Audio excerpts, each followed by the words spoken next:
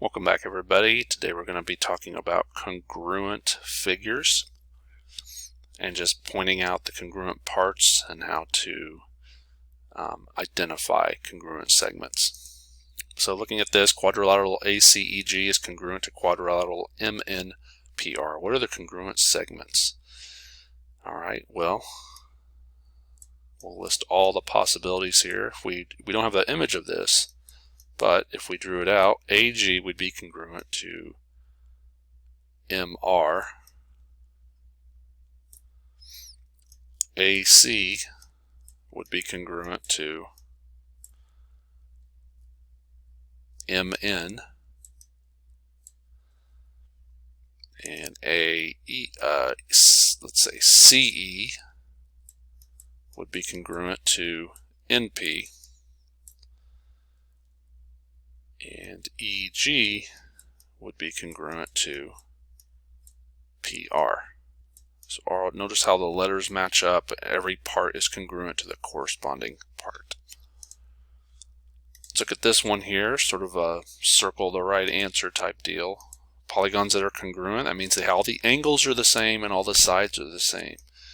These two right here are congruent. Based on the notation, we don't have the exact measurements, but notice the notations here. Each mark and see how they're corresponding. The 1 notch, 2 notch, 3 notch, same for the angles as well.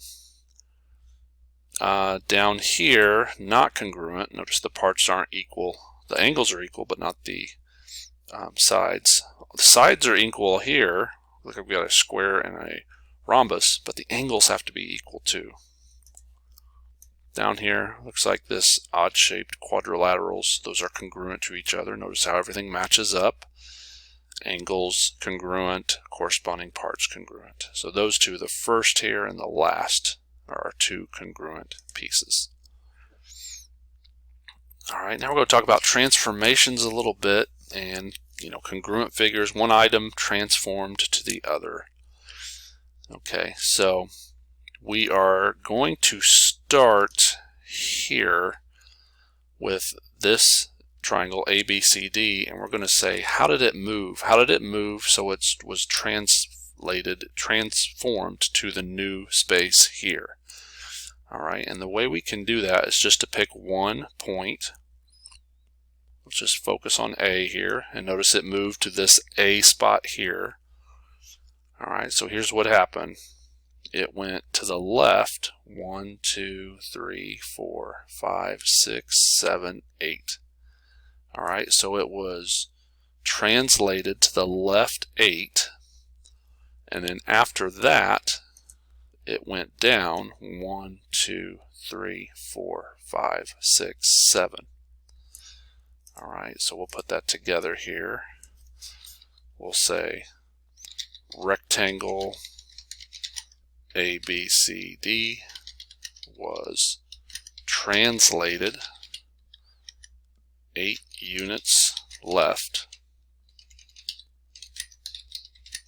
and then 7 units down. Now notice how we just used one point to kind of focus on, but that is true no matter if we pick D, C, B. All those points moved to the left 8 and then down 7, and that's how they matched up on that current one. Look at this example here. We have figure ABCDE is congruent to FGHIJ. We're telling you AB is 16, CD is 10, EA is 12. What's the measure of HI? Well, first thing we want to notice how HI fits into ABCDE. Notice how HI, the way the numbers are listed, HI matches up with CD. And since CD is 10, guess what? HI is also 10. That's how we can tell the measure of HI. The fact that it matches with CD, CD is 10, so is HI. All right, in our last example, we have polygon DEFGH.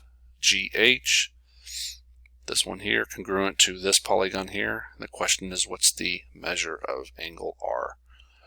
So we want to know angle R, and it looks like this was rotated around like this.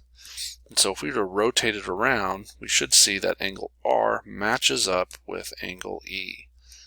So we can say this: the measure of angle R equals 143 degrees, just like angle E does.